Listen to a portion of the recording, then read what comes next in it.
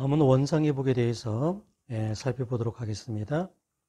1번 판례를 보면은요, 판시 1번에 보면은 채권자 취소 소송은요, 반환을, 이익을 받은 사람, 그래서 그 사람에게 이제 반환을 구할 때 그 사람을 상대로 소송을 제기해야 합니다. 예를 들어서 A가 B에 대한 1억 원의 채권이 있습니다. B가 이제 C하고 사이행위를 통해서 이제 재산권을 이전을 했다. 이 경우에 이 이익을 받은 C, 이제 C를 상대로 A는 그 반환을 구하게 되죠. 취소와 반환을 구하게 된다. 그래서 이 경우에 피고는요, 요 C가 됩니다. 그리고 요 채무자는 피고가 되지 않습니다. 판결의 효력도 채권자와 요 수익자 사이에서 발생하고, 요 채무자에게는 채권자 취소 판결의 효력이 미치지 않는다, 이렇게 봅니다. 그래서 채권자 취소 소송은요, 요 수익자나 전득자를 상대로 소송을 제기하는 것이다. 그래서 수익자를 상대로 할 수도 있고요, 뭐 이렇게 전득자가 있는 경우에는 전득자를 상대로 할 수도 있고, 둘 다를 상대로 할 수도 있습니다. 채무자는 채권자 취소 소송에서의 피고가 되지 않습니다. 다만 A가 B에게 이제 요 1억 원의 이제 청구를 이제 소송에서 하는 경우에는 거기에서 이제 요 피고가 되겠죠. 그래서 이렇게 그 채무자가 공동 피고가 될 수는 있습니다. 그래서 요 A가 B에 대한 1억 원 청구에 있어서 피고가 되니까 요 채권자 취소 소송과 같이 이제 공동 피고가 될 수는 있지만 채권자 취소 소송에서 피고는 되지 않는다라는 것입니다. 자, 그 다음에 판시 2번을 보면은요, 이렇게 전득행위까지 이제 있다. 이렇게 사회행위가 있고 이렇게 전득행위까지 있다라고 했을 때 항상 취소의 대상이 되는 법률행위는 사회행위입니다. 사회행위. 그러니까 채무자가 사회 의사를 가지고 어떤 그 무자력이 되는 그런 행위가 이제 사회행위지 않습니까? 그러니까 항상 요거를 취소라는 거예요. 예를 들어서 A가 전득자를 상대로 어떤 사회행위 취소와 뭐 원상회복을 구한다라고 할 때도 요 전득행위를 이제 취소하지 않습니다. 요 사회행위만 취소를 하는 것이다 라는 것을 잘 기억해 두시기 바랍니다. 그리고 이렇게 전득행위까지 있는 경우에 이제 만약에 이제 요 전득자를 상대로 소송을 하는 경우에는 약간 이제 특이한 구조잖아요. 그러니까 요 전득자를 상대로 사회행위 취소 그리고 원상회복을 구하는데 취소하는 건 이제 요거이잖아요. 사회행위이지 않습니까? 그러니까 그거를 정확하게 표시해 주는 게 좋습니다. 그러니까 원고와 피고 D 사이에서 이렇게요. 그래서 소외 BC 사이에 요 몇 월 며칠자 매매 계약을 취소한다. 뭐 이런 식으로. 그래서 그러니까 채권자 취소 소송은 상대 이유가 있는 거니까요. 그 취소를 지금 누구를 상대로 청구하는 것인지를 그래서 원고와 피고 D 사이에서 뭐 수익자를 상대로 한다면은 원고와 피고 C 사이에서 또는 둘 다를 상대로 한다고 하면 원고와 피고 CD 사이에서 그렇게 누구를 상대로 지금 소송을 하는 것이냐. 그래서 그거를 분명하게 표시해 주는 것이 좋습니다.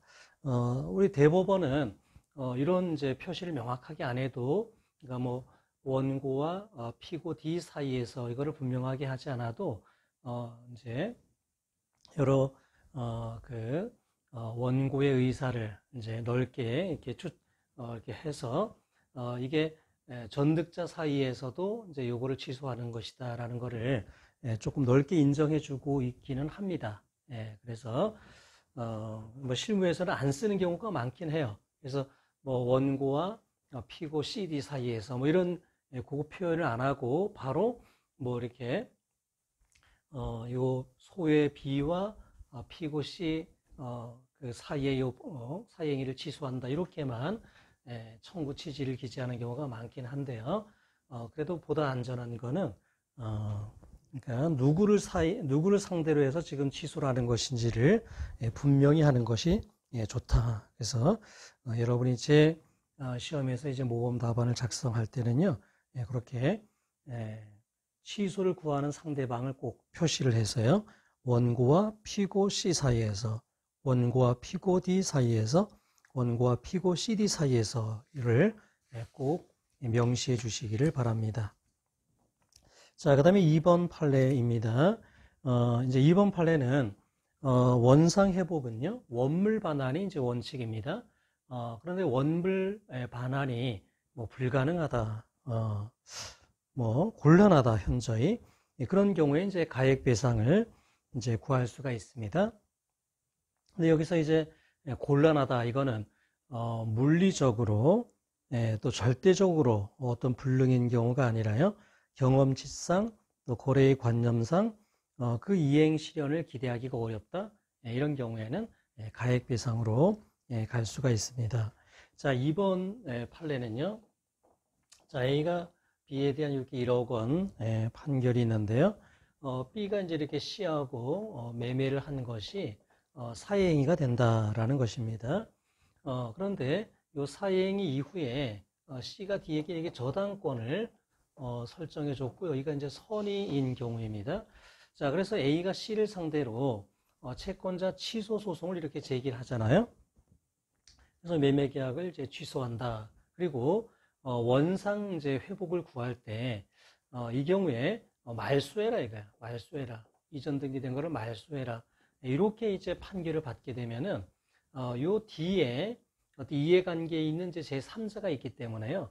요 뒤에 승낙의 의사표시가 없으면은 실제적으로는 말소가 안 될 가능성이 이제 매우 높겠죠.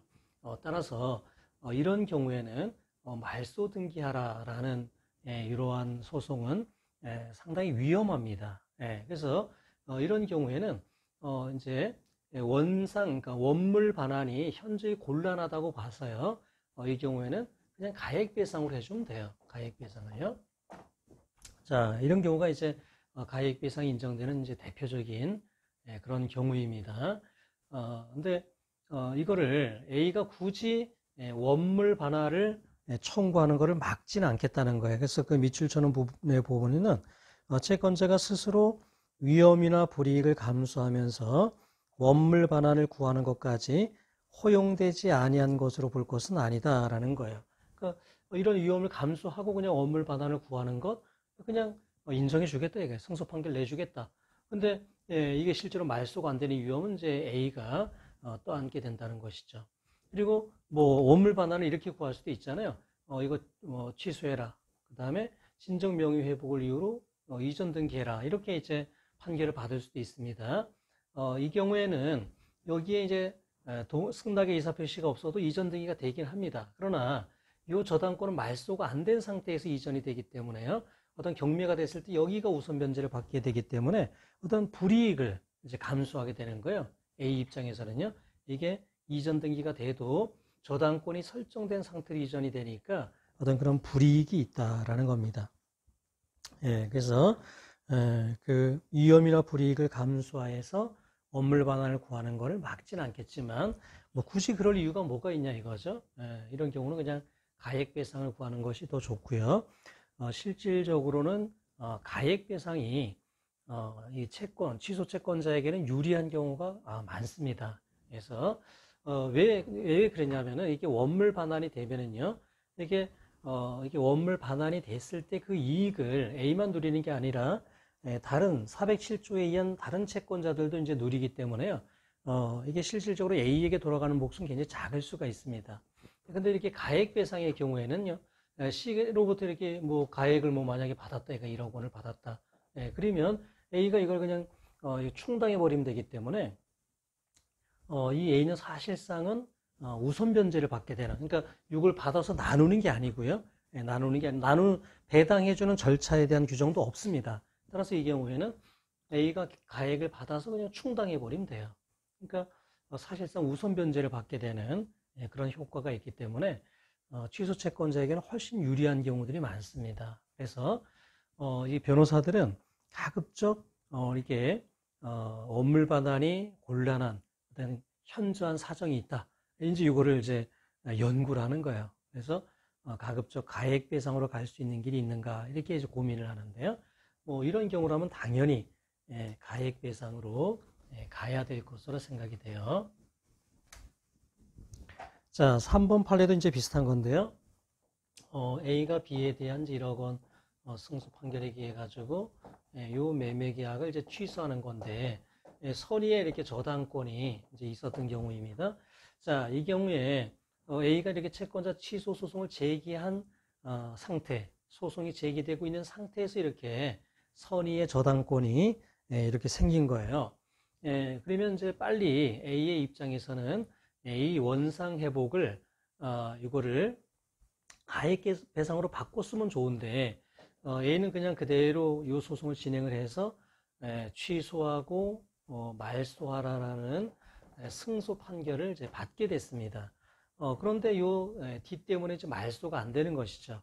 그래서 그 소송이 끝난 이후에 A는 C를 상대로 가액 배상 그리고 진정 명의회복, 이건 이제 진정 명의회복 등기는 이제 이렇게 저당권이 있는 상태에서 이전 등기가 되는 거잖아요. 근데 저당권이 말소가 안 되는 뭐 그런 불이익은 있다 하더라도 어쨌든 그렇게라도 이제 하려고 요거 두 가지 이제 청구를 이제 한 건데 안 된다는 거예요. 왜냐하면 이건 기판력에 반한다는 것이죠. 이거는 같은 소송이다. 이거 같은 소송이다.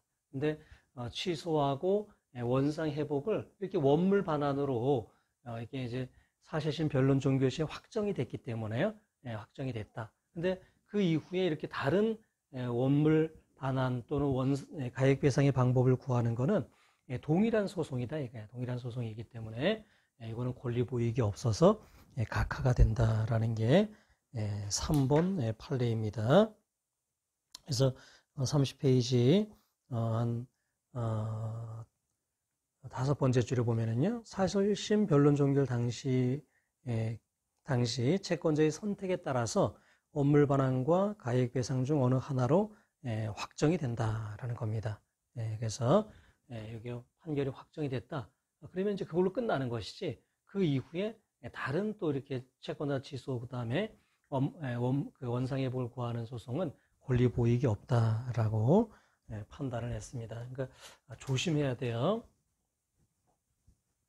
그래서 채권자 취소 소송은요, 그 판단이 좀 어려울 수 있습니다. 처음 소제기 시점에서는 이게 원물 반환이 가능한 것인지 뭐 이게 조금 판단이 어려울 수가 있는데요. 이렇게 소를 제기했다가도 이게 원물 반환이 현재의 곤란한 사정이 있다라고 하면 빨리 청구 취지를 이제 변경을 해야 되겠죠. 가액 배상으로요. 그렇지 않으면은 소송에서 승소하고도 실제는 이제 집행을 할 수 없는 그런 경우가 발생합니다. 자, 그 다음에 이제 4번에 보면은요. 자, A가 이제 B에 대한 1억 원의 채권을 가지고 있습니다. 자, 그런데 요 B의 부동산에 요 갑의 이제 저당권이 이제 5천만 원, 피담보 채권 5천으로 하는 저당권이 이렇게 설정이 되어 이제 있어요. 이거를 이제 B가 이렇게 C에게 어떤 이제 매매를 했다, 얘가 매매를 했다. 이게 이제 사회행위입니다. 이렇게 사회행위를 했다, 이거요. 그런데 이렇게 C에게로 넘어온 이후에 저당권이 이제 말소가 된 거예요. 갑의 저당권이 말소가 됐다. 자, 이런 경우에는요, 원물 반환을 할 수가 없습니다. 이거는 이제 공평의 원칙에 반한다는 게 우리 대법원 판례입니다.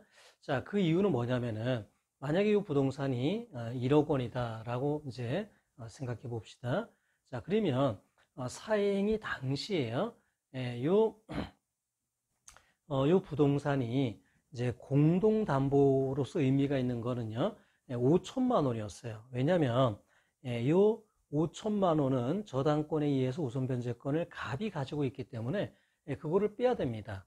그래서 5천만 원을 빼야 돼요. 피담보 채권액을 뺀 5천만 원 정도가 공동담보였습니다. 공동담보 가액이었어요.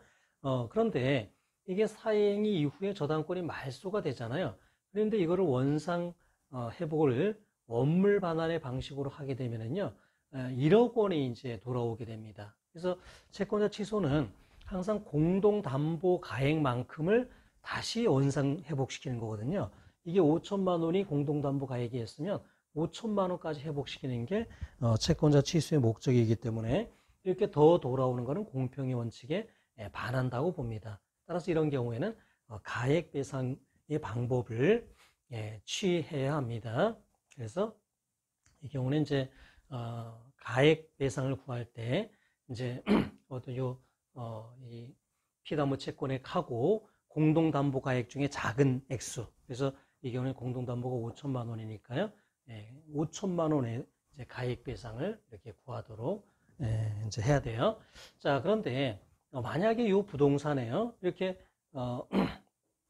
사행위 이후에 이렇게 임차권이 이제 3천만 원이 이렇게 우선 변제권이 있는 임차권 3천만 원이 이렇게 설정이 됐다. 그러면 가액 배상을 구할 때 이제 공동담보 이제 가액을 계산을 해야 되잖아요. 그래서 1억 원에다가 이 피담보 채권액 5천만 원을 빼주는데 이 임차 보증금 3천만 원은 빼주느냐, 이게 이제 문제입니다. 자, 여러분은 항상 이거를 기억하시면 돼요. 사회행위 당시에 공동담보 가액이 얼마였냐 이거예요. 사회행위 당시에는 1억 원에 이 저당권만 있었잖아요. 그러니까 이 5천만 원을 빼준 5천만 원이 공동담보 가액입니다. 자, 이 임차권 3천만 원은요, 사회행위 이후에 설정된 거기 때문에요, 이거는 빼지 않아요. 5천만 원이 공동담보 가액이 돼요. 만약에 임차권이 이렇게 사회행위 전에 이미 있었다 이게. 임차권 3천만 원, 이게 우선 변제권이 있는 3천만 원이 이미 설정되어 있는 상태였다면요, 사행위 당시의 공동담보 가액이 1억 원에서 5천만 원 빼고 3천만 원 뺀 2천만 원이었습니다. 그러니까 이 경우에는 2천만 원의 반환을 구하는 거예요. 가액 배상을 구하는 겁니다. 그러니까 사행위 당시에 이미 있었던 건 빼주는 거고요. 사행위 이후에 설정된 이런 임차권이나 저당권 이런 거는 빼지 않는다라는 겁니다. 그래서 여러분은 그 가액 배상을 구할 때요, 피담보 채권하고 공동담보 가액 중에 작은 거를 이제 청구하잖아요. 그 경우에 공동담보 가액을 계산하는 방법은 사행위 당시에 공동담보 가액이었다는 거, 있던 거, 그것만 빼주면 된다라는 겁니다. 그래서 여러분 31페이지 판례구 4번 판례 맨 밑에서 네 번째 줄 보면은요, 사회행위 이후에 임대한 경우에는요, 임차 보증금을 가액 반환의 범위에서 공제할 이유가 없다. 공제할 이유가 없다. 자, 그 다음에 이제 5번 판례입니다. 자, 5번 판례는요, 자, A가 이렇게 B에 대한 어떤 채권을 가지고 있는데, 이 C에 이제 어떤 이렇게 저당권이 이제 설정돼 있었다. 이게 저당권이 뭐 1억 원에 이제 저당권이 이제 설정이 되어 있었는데요. 자, 이게 이제 B가 이렇게 D에게 이렇게 저당권을 이제 설정을 해줬는데 이렇게 5억 원의 저당권을 설정해 줬다 이겁니다. 그리고 이제 저당권을 설정한 이후에 이 C에게 이제 1억 원을 이제 변제한 거야. 이 저당권을 피담보 채무를 이제 변제를 했다라고 하면은요, 이 저당권 설정 행위가 사회행위라 하더라도 요 전체가 사회행위는 아니고요, 요 1억 원을 변제한 범위 내에서는 사회행위가 아니다라는 겁니다. 그러니까 이런 경우에 요 저당권 설정 행위를 이제 취소한다, 이거 취소한다라고 이제 했을 때 원상 회복을요, 저당권 전부를 말소해라 이렇게 하진 않는다는 거예요.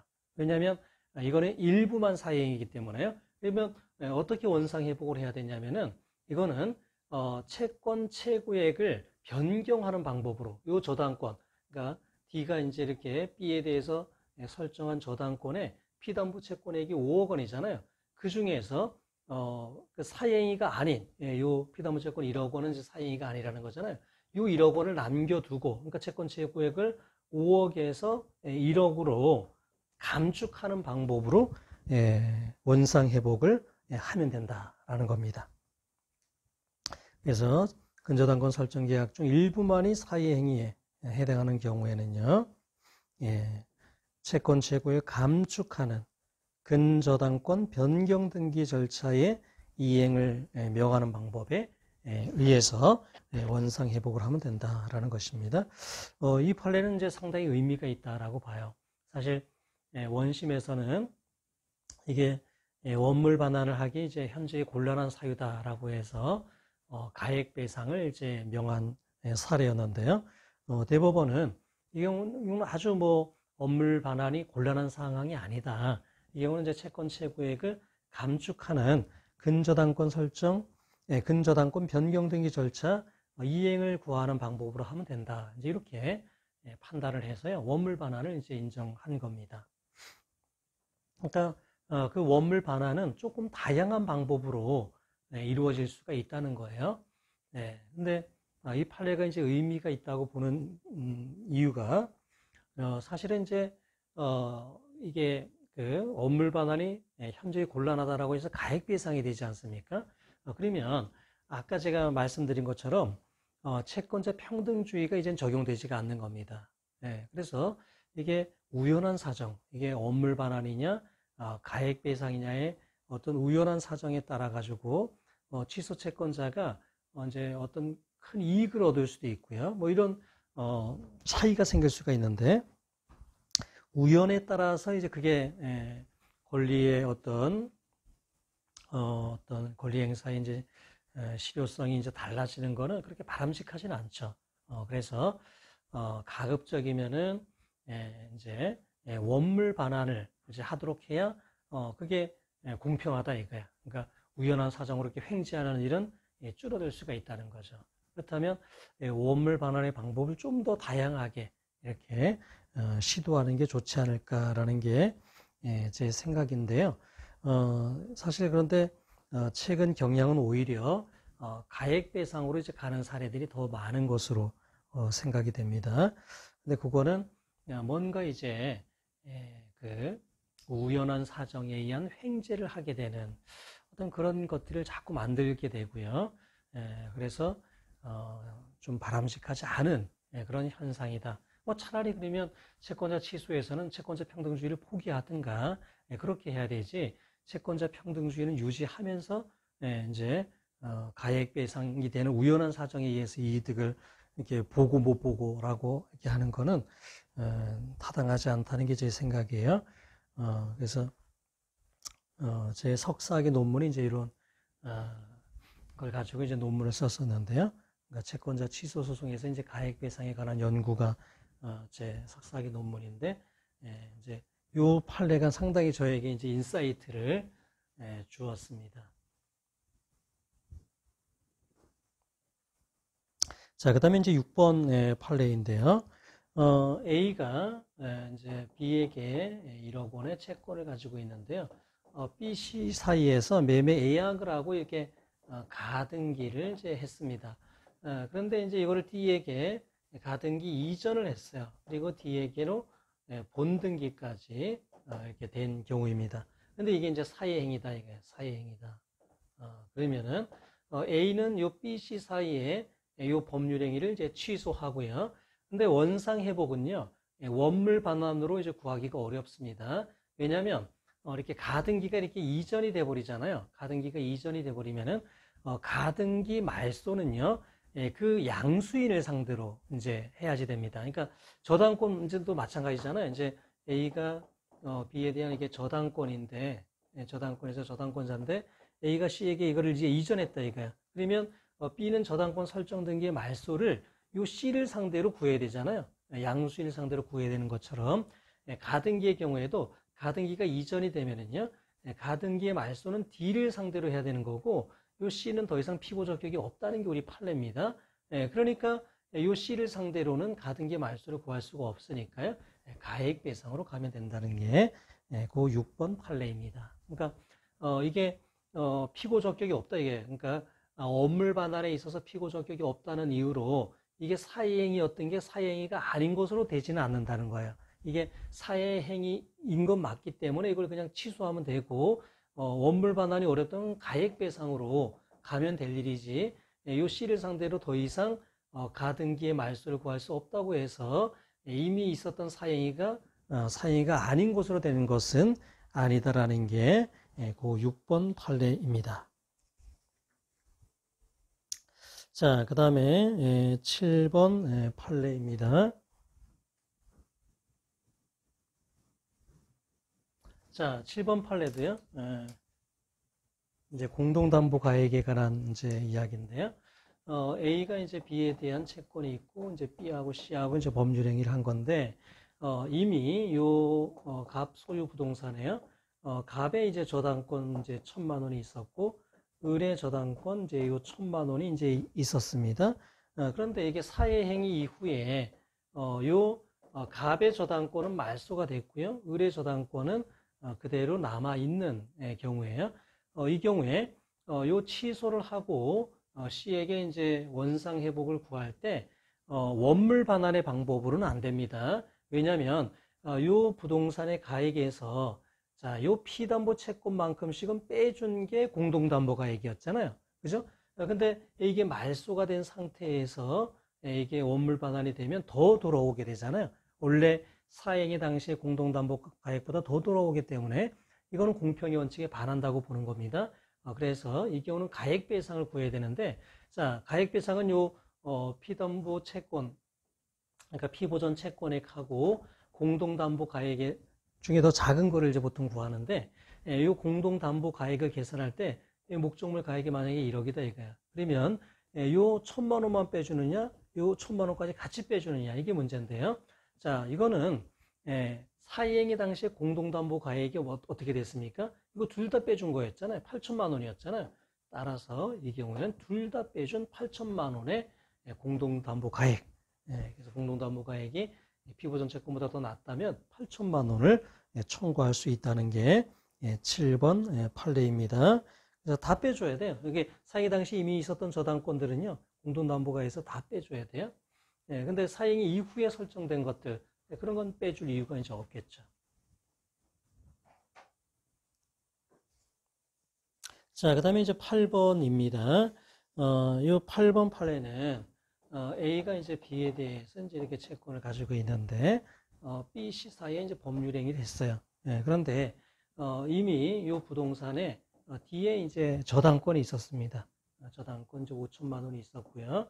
그 다음에 E의 임차권이 이제 3천만 원이 있었다. 가액배상으로 이제 해야 되는 상황이라고 하면은 공동담보 가액을 계산할 때 이 부동산에서 저당권, 피담보채권 5천만 원 빼야 돼요. 임차권 요 3천만 원은요.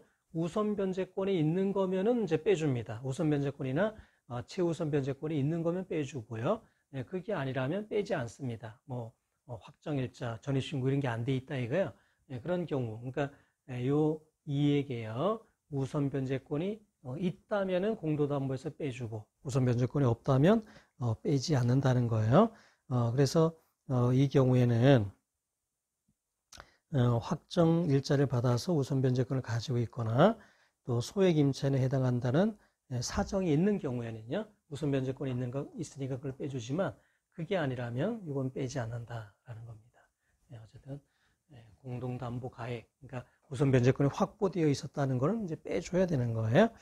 자, 그 다음에 이제 10번 판례입니다. 자, 이제 10번 판례는 이제 이런 겁니다. 이제 A가 B에 대한 이렇게 채권을 가지고 있는데요.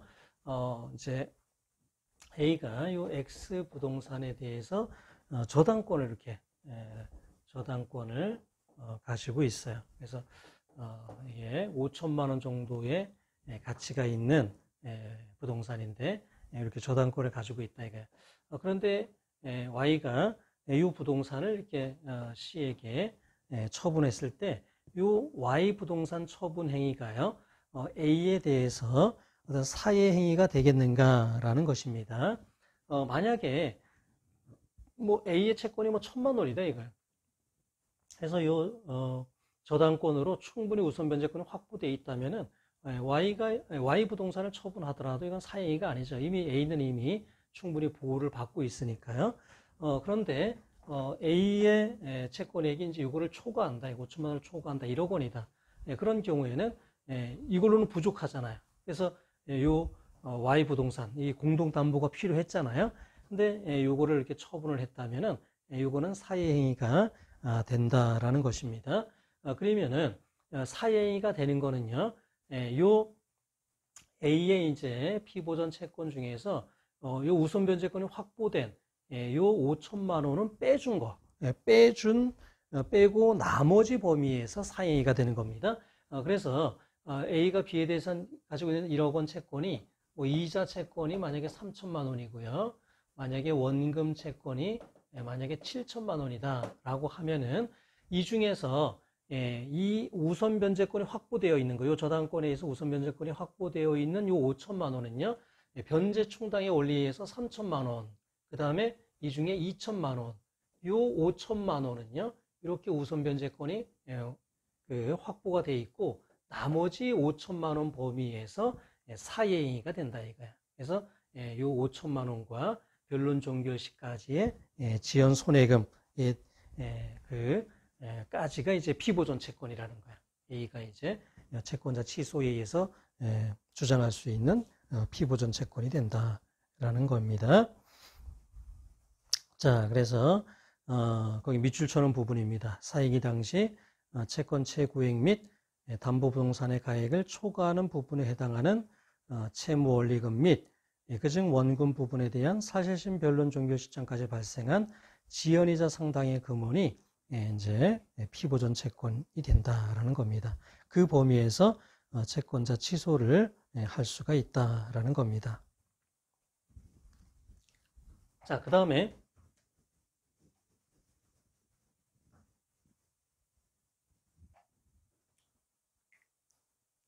자, A가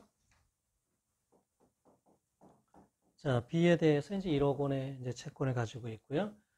B가 이제 C에 대해서 이제 어떤 법률 행위를 한 건데, 자, 만약에 어떤 D가요, B에 대해서 이제 1억 원의 채권을 가지고 있는데, 이렇게 X, Y 부동산에 대해서 이렇게 저당권을 이렇게 가지고 있는 거예요. 공동 저당권을 가지고 있는 겁니다. 그리고 이제 요 X 부동산은 이제 시가가 한 1억, Y 부동산도 1억 원이 된다라는 거예요. 그런데 이렇게 공동 저당권이 설정되어 있는 X 부동산을 만약에 B가 이렇게 C에게 이렇게 처분을 했다 이거야. 그래서 이게 사행위가 되느냐, 이제 이게 이제 문제인데요. 이렇게 다른 사람에게 이미 저당권이 설정되어 있는 부동산을 이렇게 처분했다 이거예요. 이게 요 A에게 다른 채권자에게 사행위가 되느냐의 문제는요. 만약에 D가 저당권에 기해 가지고 우선 변제를 파악하고 있는 것이요. 요 X 부동산의 가치를 더 넘는 거다 이거야. 그러니까 이게 D에게 우선 변제권이 파악된 거를 놓고 보면 X 부동산은 아무 가치가 없다. 그걸 빼고 나면 아무 가치가 없다라고 하면 이건 깡통인 것이죠. 따라서 이거를 처분한다 하더라도 사회행위가 되지 않습니다. 그러니까 이게 요 목적물 가액에서요 피담보 채권액을 빼준 그게 이제 공동담보 가액인 거예요. X 부동산의 공동담보 가액은요 요 가액에서 피담보 채권액을 빼준 겁니다. 자, 그런데 요 경우에는요 요 D가 B에 대한 1억 원의 피담보 채권을 갖는데 이렇게 두 개 공동 저당이 되어 있잖아요. 그런 경우에는 요 피담보 채권액을요 목적문의 가액에 비례해서 안분한 것이 요 각 부동산의 공동담보 가액이 됩니다. 따라서 이 경우에는 이제 요 1억 원을 이제 목적물을 가액으로 나누면은 안분을 하게 되면 이제 5천만 원씩이 되는 것이죠. 5천만 원씩. 그래서 요 부동산의 피담보 채권액은 5천만 원이 됩니다. 그러면 이거는 이제 5천만 원이 공동담보로서 의미가 있었던 거기 때문에요. 요 X 부동산을 처분할 행위는 5천만 원 범위 내에서는요. 공동담보가액이 이제 없어져 버리는 거가 되기 때문에 이거는 채권자 취소가 된다라는 겁니다. 그래서 그렇게 이제 파악을 해야 되고요. 그러니까 목적물의 이제 가격으로 안분한 것이 그 부동산에 대한 어떤 피담보 채권이 된다는 거예요. 그래서 그 피담보 채권액을 목적물의 가액에서 이제 빼준 그게 이제 공동담보 가액이 된다라는 겁니다. 자, 12번 판례는요. 자, A가 이제 이렇게 B에 대해서 1억 원의 채권을 가지고 있는데 B하고 C하고 이제 일정한 법률 행위를 했습니다. 자, 그런데 D가 B에 대해서 1억 원의 채권을 가지고 있는데 X 부동산, Y 부동산에 이게 저당권, 공동 저당권을 설정을 했는데요. 자, 근데 이 Y 부동산의 소유자는 이다 이거야. 이다. 그리고 목적물의 가액은 1억이다라고 했을 때요. 요 X 부동산을 처분한 것이 사의 행위가 되겠는가라는 것입니다. 자, 이렇게 공동 저당이 이제 설정된 경우에는요. 이 피담보 채권액을 목적물의 가액으로 안분한 것이 각 부동산의 피담보 채권액이라고 그랬어요. 그런데 이렇게 일부 부동산은 이게 물상보증인 소유인 경우에는요.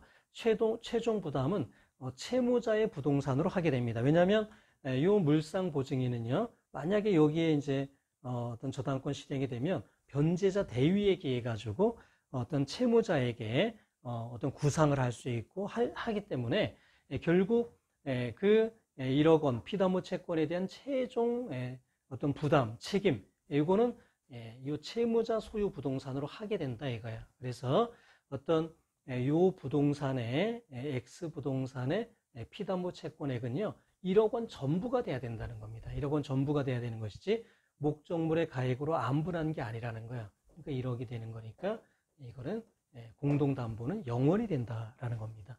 그러니까 결국 이 X 부동산으로 다 피담보 채권을 책임져야 되기 때문에요.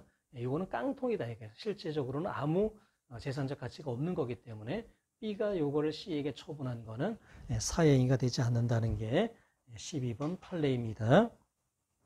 그래서 공동저당의 경우에는 그 피담보 채권액을 목적물의 가액으로 이제 안분을 해서 각 부동산의 피담보 채권액이 정해지지만요. 이게 물상보증인 소유가 있는 경우에는요. 그거는 이제 안분하지 않고요. 채무자의 소유의 그 저당 목적물, 이제 그게 이제 사실은 최종 책임을 지기 때문에요. 그것만 가지고 이제 계산을 해야지 된다라는 것입니다.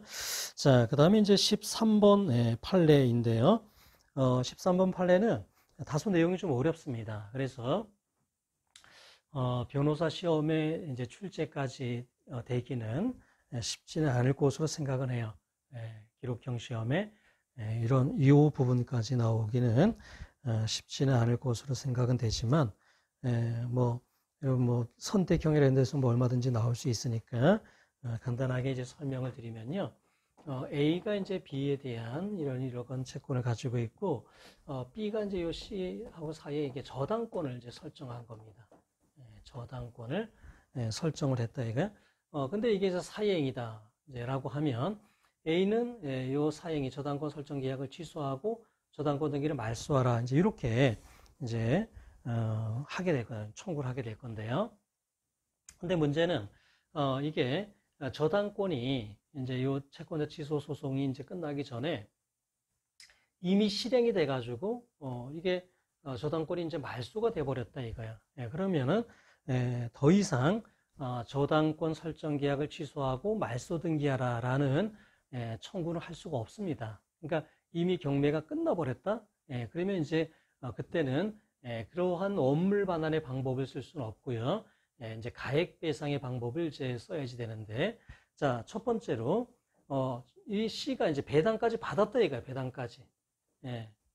그러니까 사회행인 저당권에 기해 가지고 우선 배당까지 이제 받았다라고 하면은요, A는 C에게 그 우선 배당 받은 금원의 반환을 구하면 됩니다. 가액 배상으로요.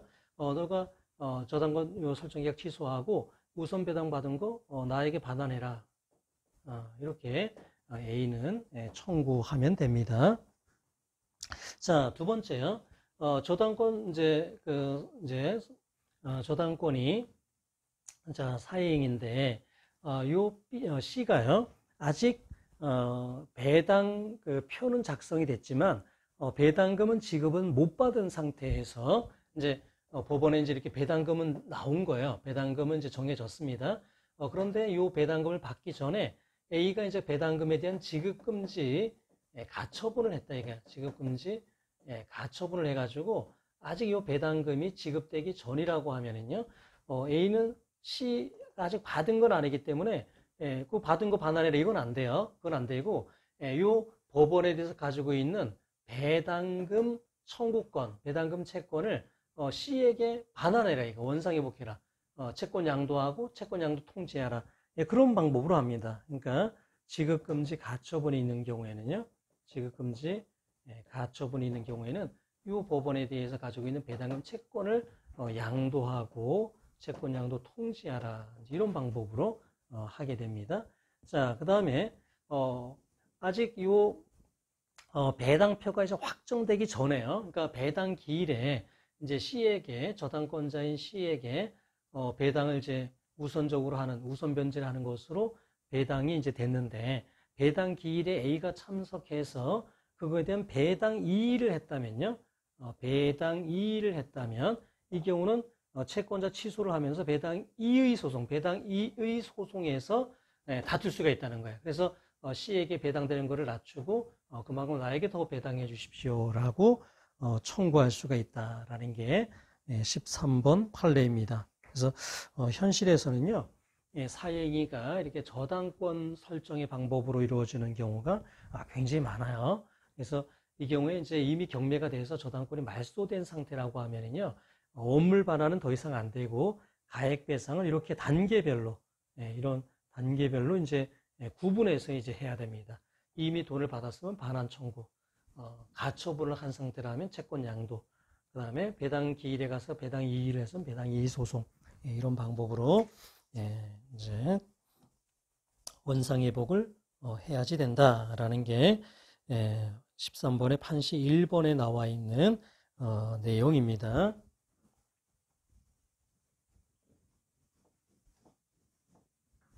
자, 그 다음에 이제 판시 2번에 나와 있는 내용은 이제 뭐냐면요. 예를 들어서 이제 갑은행이 이제 저당권에 기해 가지고 우선 이제 배당을 받았습니다. 자, 그런데 이게 이제 그 사행이다. 이제 저당권이 사행이다라고 해서요. A, B, C가 이제 가압류 채권자인데 여기가 먼저 배당받은 거예요. 여기가 갑이요. 자, 그래서 이거에 대해서 이제 B와 C가 요 갑을 상대로 채권자 취소 소송을 제기하고요. 그래서 갑에게 그 배당이 됐던 그거가 B, C에게 이제 배당이 됐습니다. B, C에게 배당이 됐어요. 그런데 A의 입장에서는요, A도 같이 배당을 받았어야 돼. 그러니까 B, C만 배당을 이제 받았지만 사실은 A, B, C가 안분을 했어야 되는 거기 때문에 A는요, B, C에게 자기 몫만큼의, 그러니까 이거를 갑에게서 빼서 와서 B, C가 2분의 1씩 이제 더 추가로 이제 배당을 이제 받았는데 그게 아니라 3분의 1은 내가 받아야 된다. 그리고 너희들은 이제 너희도 3분의 1씩 이렇게 해야 된다. 이렇게 해서 부당이득 반환 소송을 제기한 건데 인정이 된다라는 겁니다. 그러니까 요 B, C가 이렇게 배당받은 것이 채권자 취소 소송에 의해서 가액 배상에 의해서 이렇게 B, C가 배당을 받았다 하더라도요. A는 원래대로 하면 자기에게도 그런 권리가 있다라고 주장하면서 부당이득 반환 소송을 제기할 수가 있다라는 거예요. 그래서 판시 2번 내용은 조금 어려운데요. 한번 참고로 알아두시면 되겠고요. 자, 그 다음에 이제 14번 판례입니다. 자, 14번 판례는요, 이제 갑은행이 이제 저당권자로서 이제 우선 이제 배당을 받게 됐습니다. 그래서 1억 원을 이제 저당권자로서 우선 이제 배당을 받게 됐는데, A라는 이제 채권자가 이제 갑을 상대로 이제 취소 소송을 했어요. 이 저당권이 이제 사행이다라고 해서요, 취소 소송을 제기했고, A의 채권액이 이제 A의 채권이 5천만 원입니다. 그래서 이제 갑에게 배당됐던 1억 원이 A에게 이제 5천만 원이 이제 돌아왔어요. 그러면 갑은 이제 5천만 원을 그대로 갑에게 남겨둡니다. 왜냐하면 A 혼자서 이렇게 소송을 제기했기 때문에요. 배당이의 소송에서는요, 이 채권자 원고에게만 이렇게 다시 조정을 해주고 나머지는 요 갑에게 그대로 놔둡니다. 그러면 이 갑에게 남은 5천만 원은 갑이 가져가느냐? 그렇지는 않고 요 5천만 원은 그 배당할 당시에 채권자들의 권리 순위에 따라서 추가 배당을 한다라는 게 그 판례입니다. 추가 배당은 이제 어떤 경우에 이제 하게 되는 거냐면요. 어떤 이제 부동산에 A라는 이제 가압류권자가 있어요. 그래서 청구 금액이 1억 원인데, 그래서 이 부동산이 경매가 됐을 때, 이 청구 금액을 기준으로 해서 이제 5천만 원을 이제 배당을 해줬다 이거 A에게. 이제 이걸 이제 공탁을 해둡니다. 자, 그런데 A가 본안 소송에서 1억 원 이상을 이기면 5천만 원 공탁된 거 다 A에게 줍니다. 근데 만약에 A가 이 소송에서 본안 소송에서 5천만 원만 승소를 했다 그러면요, 이 공탁돼 있는 거 다른 못 주겠죠. 그래서 뭐 2,500만 원만 이렇게 A에게 줬다라고 하면 공탁된 거 중에 2,500만 원이 이렇게 남아요. 이거는 이제 추가 배당을 하게 됩니다. 그래서 그 배당받을 당시에 그 다른 채권자들에게 우선순위에 따라서 추가로 배당을 해주는데, 이 경우에도 채권자 취소 소송에 의해 가지고 채권자에게 가고 저당권이 취소가 됐잖아요. 취소가 됐는데 배당 이의 소송을 제기한 사람에게는 더 주겠죠. 근데 나머지 남은 거, 채무자에게 남아 있는 거 있잖아요. 요거는 추가 배당을 할 일이지 갑에게 주는 것은 아니다라는 겁니다. 자, 그다음에 자, 그 다음 판례는요. 자, 이게 이제 A하고 B 사이에 어떤 채권이 있고, B, C 사이에서 어떤 이제 법률행위, 사회행위를 했어요. 그런데 이 부동산에 이미 이렇게 갑의 저당권, 뭐 을의 저당권, 이게 이제 설정이 돼 있다 이거. 실제로는 뭐 굉장히 부동산 가치가 컸는지 36억, 뭐 10억, 뭐 이런 이제 저당권이 설정이 돼 있었는데요. 이게 이제 가액 배상을 이제 구해야 되는 상황이라 가지고 공동담보를 계산할 때 이 목적물의 가액에서 36억, 10억 원을 이제 빼줘야 되는 이제 그러한 상황이었습니다. 이거를 이제 36억 원, 10억 원 이거를 뺀 만큼을 이제 공동담보 가액으로 이제 봐야지 되는 건데, 만약에 요 을의 요 저당권이 사회행위로 인정이 돼 가지고요. 이게 이제 만약에 취소가 됐다 이거. 취소가 됐다. 자, 그 경우에 요것도 빼줘야 되느냐, 빼지 않아도 되느냐, 이게 이제 문제가 된 겁니다. 자, 이 대법원은 뭐라고 봤냐면은 요 을에게 을의 이제 요 저당권이 사회행위라고 해가지고 뭐 A가 요 수익자인 을을 상대로 채권자 취소 판결을 받았다 하더라도 그거는 요 B에 대해서는 효력이 있는 것은 아니다 이게. 상대적 효력 때문에, 채권자 취소의 상대적 효력 때문에 따라서 이 경우에는 공동 담보 가액에서는요 둘 다 빼줘야 된다 이거. 그러니까 요 B에 대한 관계에서는요 이것도 저당권이 유효하다고 봐서 공동 담보 가액에서는 빼주는 게 맞다라는 게 그 15번 판례입니다. 그래서 37페이지 그 판례 아래쪽에 이제 보면은요 저당권이 설정되어 있는 부동산이 사회행위로 이제 양도가 됐어요. 이게 저당권이 설정된 사유로 양도가 됐는데, 이게 만약에 저당권이 이제 사회행위로 취소됐다 하더라도, 이 공동담보가액 계산할 때는, 이 B에 대해서는요, 저당권이 유효했던 걸로 보기 때문에, 그대로 공제를 해준다라는 겁니다. 자, 그 다음에 16번 판례입니다. 자, 가액배상의 경우에는요, 채권자 평등주의가 적용되지가 않아요. 그래서 그러니까 원물 반환의 경우에는 취소해서 원상 회복을 딱 해놓으면 다른 채권들 407조에 의해서 다른 채권자들도 그 이익을 같이 향유를 합니다. 그런데 이게 가액 배상을 이제 채권자가 수익자에게 받았다 이거요. 그 경우에는 가액을 받아서 그거를 배분할 절차가 없기 때문에 이 경우는 취소 채권자가 그 이익을 그냥 독점하게 돼요. 그러니까 우선 변제를 받게 되는 그런 효과가 있습니다. 그래서 취소 채권자는요, 가액 반환도 자기의 피담보 채권 범위 내에서만 행사를 합니다. 그래서 더 받아봐야 그거를 배당할 방법이 없기 때문에 취소하고 자기의 피보전 채권 범위 내에서 가액 배상을 구합니다. 그래서 판시 1번에 보면은요, 결국 채권자는 자신의 채권액을 초과해서 가액 배상을 구할 수는 없다. 그렇게 되어 있습니다. 자, 그 다음에 판시 2번에 있는 거는요, A가 B에 대한 이제 1억 원 이제 채권이 있다라는 거예요. 근데 B가 이제 부동산을 이렇게 C하고도 이렇게 처분하고 D에게도 이제 요 처분을 했다 이거예요. 근데 이게 둘 다 사행위가 된다 이게 사행이다. 그리고 요 수익자가 반환해야 되는 어떤 그 금액이 이제 보니까 만약에 1억이다 이거. 이것도 이제 1억이다 이거. 그러니까 요 하나씩 놓고 보면은 그러니까 피보전 채권 공동담보가액 중에 더 작은 게 이렇게 이제 1억이고 요 부동산에 대한 것도 보니까 1억이다라고 했을 때요. A가 요 C를 상대로 이렇게 소송을 제기했다. 1억 원 승소 판결이 나겠죠. A가 D를 상대로 또 소송을 제기했다. 그래도 1억 원 승소 판결을 또 내준다는 겁니다. 왜냐하면 이게 반환을 회복을 마쳤다면은 권리보이익이 없지만은 승소 판결만 난 것만 가지고는 이게 권리보이익이 없다고 보지 않고요. 이 부동산에 대해서도 또 승소 판결을 내준다 이거예요. 그래서 뭐 만약에 이걸 공동소송으로 했다 이거야.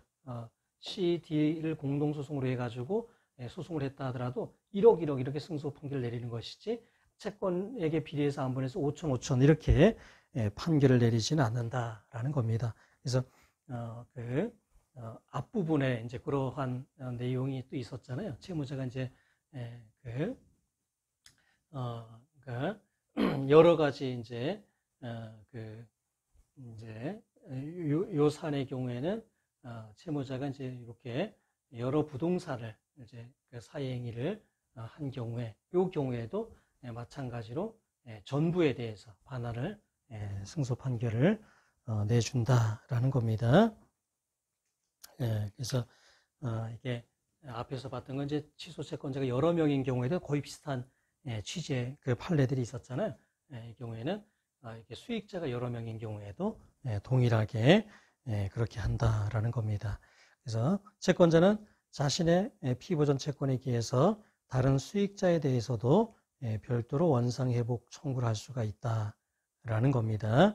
자, 그리고 이제 그 가액 배상을 함에 있어서도 어떤 피보전 채권 범위 내에서는 전부에 대한 반환을 해야 되는 것이지 안분하지 않는다라는 겁니다. 자, 그래서 오늘 채권자 취소는요 여기까지 하도록 하고 이제 다음 주에 마지막으로 채권 집행에 대한 강의를 하고 이번 학기 강의는 이제 마치는 것으로 하겠습니다. 그 다음 주는 이제 한 주 휴강이고 그 다음 주에 기말 시험을 보도록 그렇게 하겠습니다. 아마도 다음 주가 제가 이제 인하대에서 강의하는 마지막 수업이 되지 않을까 이제 그렇게 생각을 합니다. 제가 지난해 3월에 이제 개업을 했는데 이제 일이 너무 이제 많고 바쁘고 그래서 계속 제가 이제 강의를 하는 게 쉽지는 않다 이렇게 생각이 돼서요. 특별한 사정이 없으면은 인하대 이제 겸임 교수는 이번 학기까지만 제가 할까 이렇게 생각하고 있어요. 그래서 아마도 다음 주가 이번 학기 마지막 그리고 제가 인하대 로스쿨 겸임 교수를 참 오래 했어요. 오래 했고 그 제자들 결혼식 주례도 제가 2번이나 받고 그래서 지금도 이제 아주 친하게 지내는 제자들이 많이 있습니다. 그래서 그런데 이제 제 본업이 또 이제 변호사 이제 업이다 보니까 아쉽지만 강의는 아마 이번 학기까지 하게 되지 않을까 싶어요. 자, 오늘 수고하셨고요. 다음 주에 뵙겠습니다.